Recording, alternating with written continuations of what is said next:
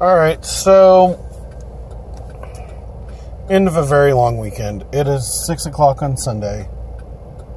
I'm tired. I ran the gauntlet. 6 events. Had some cool pools. Had some not so cool pools. But 2 out of Giant, our decks were actually really pretty good.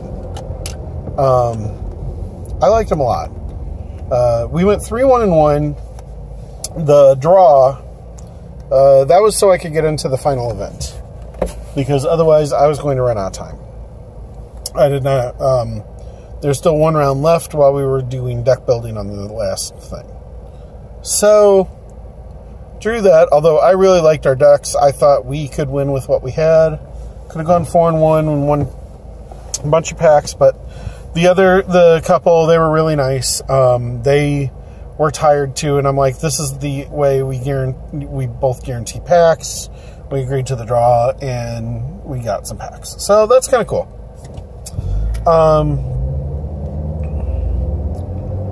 So let's talk about my sealed experience with Amonkhet. Amonkhet's interesting. I think pools are going to be very hit or miss when it comes to sealed. You're either going to see some really bonkers stuff, or you're going to just see absolute garbage. That's kind of what I ran into. I don't think red-green is that good. White-black zombies is, like, really good. And if you have a deck to support it, it can be fantastic to play white-black zombies. Some of the... And again, I'm driving, so me trying to come up with like card names and stuff, I can't do that because I don't know the cards that well. White-black, splashing blue for the... it's a 2/3 flying vigilance guy with an embalm. He gives all your creature tokens flying and vigilance. And in that white-black, basically you're playing zombies in black and white. You're playing embalm creatures, which become zombies, zombie tokens. That card is amazing. Flyers are actually really good in this set, at least from what I've saw in sealed. If you can get flyers to stick, you're going to win the game a lot of times. Unless you've got flyers to block as well. Green-black never happened for me this weekend. In 6 pools, like I had some good green, I had some good black, but they never seem to come together very well. So I don't know that green-black's very good. White-blue flyers should be pretty good. That is a lot of cycling, so I like that a lot just because you can get through your deck and get to your bombs. Going through the color pie, blue-black, it was okay. I didn't really see much into it. Black-red,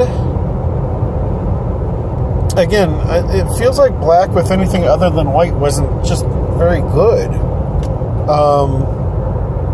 Black-red seemed to be probably the best outside of white-black for black. Black-red has a lot of good spells. Burn spells, drain spells, removal spells. Black definitely has the best removal. Now, that being said, there's not a lot of removal. So,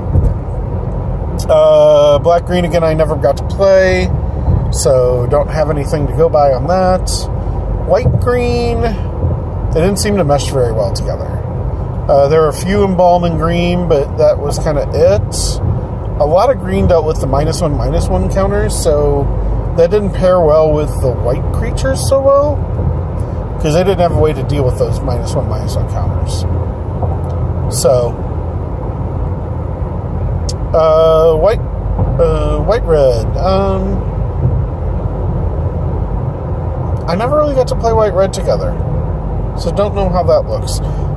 It's a little weird. There is no... I mean, there wants to be a blue-red deck. There really does, but there's no piece. It's missing pieces. That's definitely not good enough. So, like, blue-red I'd stay away from. Blue-green. Blue-green seems really good, actually. I think behind white-black, I think blue-green is probably going to be the other one that's really good. Basically, blue-green, you're ramping to get the biggest creatures you can on the battlefield. So that's kind of what your goal is. And there's so much ramp in green. There's the Naga, 2-mana Nagas that tap for any color of that your land could produce. Which is great with the new Shimmering Grotto. So, because then it can produce every color.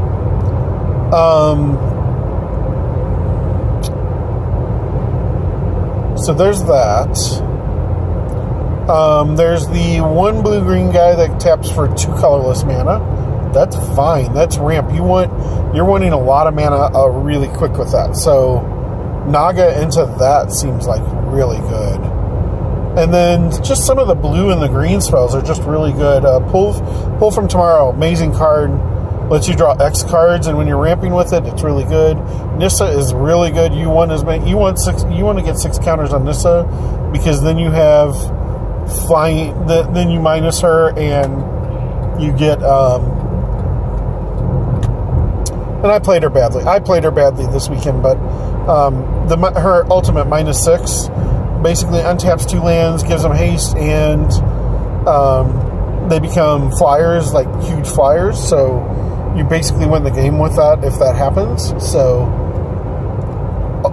putting this out and ultimating her is really good. And then green's just got huge creatures. A 6/7 hexproof, a 6/6 trample, 5/5, just a generic 5/5. So there's like really good big creatures in green.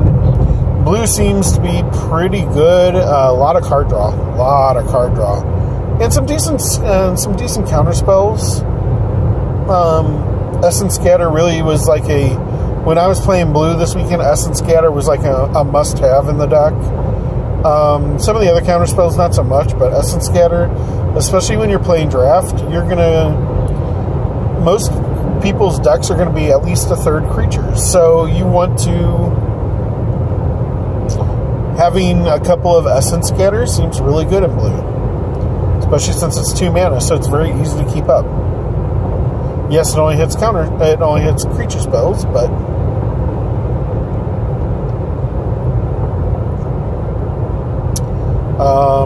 other thoughts. Removal is really lacking. There's very little enchantment hate. And for some reason, way more artifact hate in the set. Now, I think that's just kind of a snap decision, and I've heard other YouTubers talk about this. I think that's kind of a snap decision to try and quell some of the Mardu Vehicles decks a bit, and answer to that before any banning, before they have to ban anything. So that's kind of what I think there, and why there's so much artifact removal. It's just really odd because, like in draft, no one's going to be taking that. Like, it's not good. So I don't know. It's kind of weird. The only artifacts. So let's talk about artifacts. There was only 3 artifacts all weekend, and there's not a lot of artifacts in this set. There were only 3 artifacts all weekend that I really cared about. One was the White Monument that made white creature spells 1 less to cast. Whenever you cast a creature spell, you got a 1/1 warrior creature token onto the battlefield with Vigilance. That's a really good one because, and again, it's 3 mana for that. That was really pretty good. Another one I played with a lot this weekend was it was a 2 mana, and for a mana you could tap it and target creature can't attack this turn, and put a brick counter on it. When it gets 3 brick counters, you can pay 1 and tap it to and target creature cannot attack or block, and activate abilities cannot be activated until my next turn. So it becomes a defensive to very much an offensive, to where it basically is a pacify creature on a stick. And that scales up, and that's really good. So, like, I play that, I'll draft that pretty highly. Like, there's some of the rares, I'll probably draft that over. There was one other artifact I saw someone else play, and it was a rare, and it basically, it took time. It filters until you get 3. Ooh, oh god, I'm tired. It filters and usually get 3 brick counters, and then you can tap it and add 3 mana of any color to your mana pool.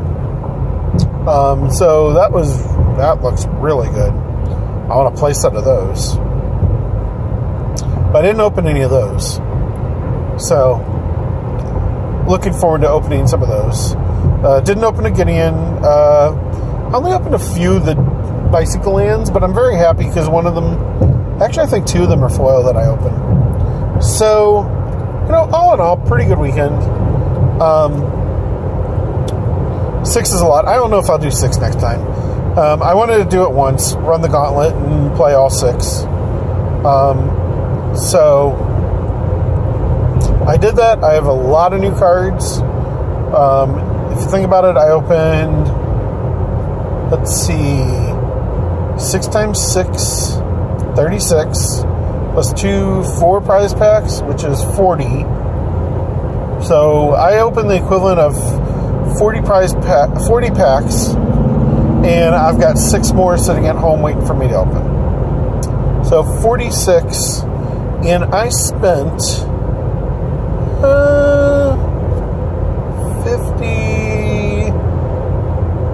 $155, and I get to play a lot of Magic, so I can't complain about that.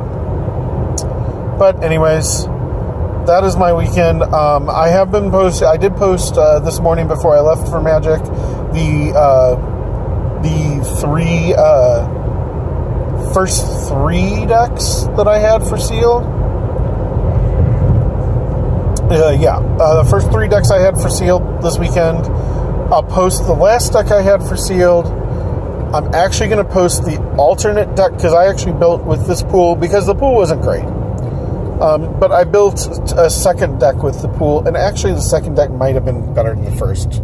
But I liked the first one. The first one was the only one I actually got a win on. So, anyways, I'm stopping off for dinner. Thank you guys for watching my videos. Please like, share, subscribe them. Follow me on Twitter at ChuckAW1977. I post my deck lists on there for whenever I do Magic drafts or sealed or anything like that. Or I try to. And until next time, I hope everyone had a wonderful weekend, and DFTBA.